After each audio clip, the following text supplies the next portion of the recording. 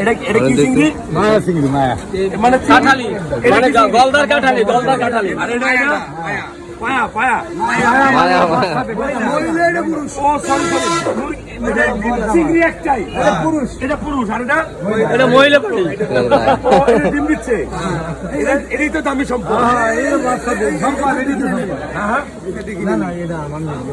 ও video করতে নিয়ে আসছে, দিবেন আপনি আমাকে?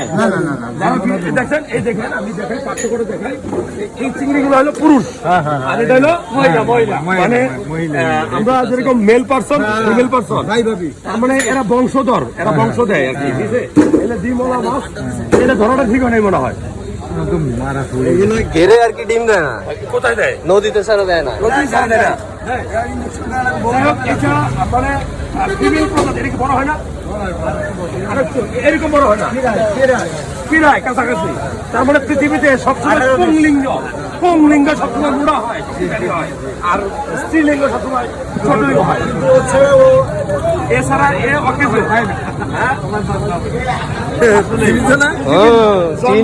শুরু হয়ে যাবে।